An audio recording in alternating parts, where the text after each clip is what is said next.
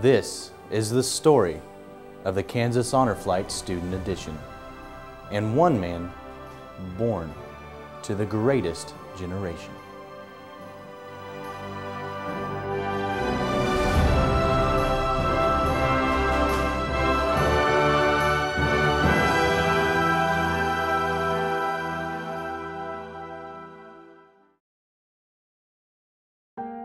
Seeing death and slaughter in combat it's hard to take, and you don't forget that very quick.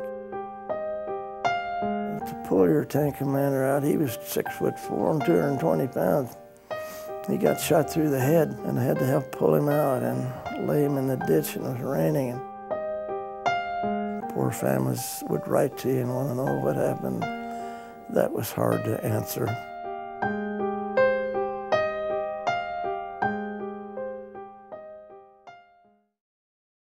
It was 2 in the morning, September 10th, 2008. I woke up more bright-eyed than I ever had. This was the day I'd be flying with some of America's greatest heroes to Washington, D.C. The Kansas Honor Flight would take off from Salina after busing World War II veterans and their high school helper guardians who had assembled in Plainville and Hayes. The average age of the veterans, 84. There was a lot of hurry up and wait that morning, which the veterans joked was a reminder of their time in the military.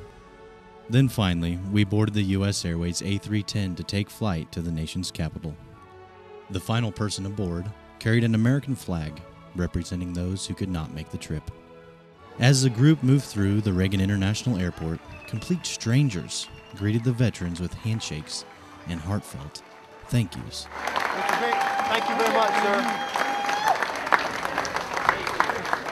We just can't explain to them enough what all they've done for us. We arrived at our main destination, the Washington Mall World War II Memorial.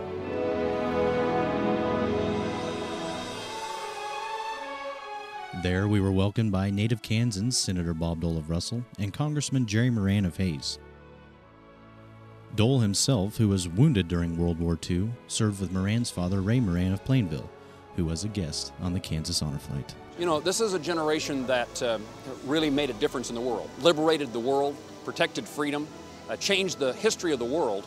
And in addition to that, when they came home, they built lives in communities.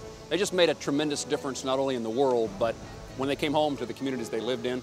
They raised families and educated another generation and have kept this country, provided opportunities that we wouldn't have. I know personally that me, my wife, my kids, what we have today is based upon what they did in the 1940s. And it's especially pleasing to me to have my dad here. As the men scattered about the majestic memorial with their student guardians close by, many would recollect memories. Some they will never forget. Some they hoped would be forgotten. One Plainville veteran bravely shared his story with us. Some of it he had yet to share with his own family. His account, among others, is what helped forever change the world.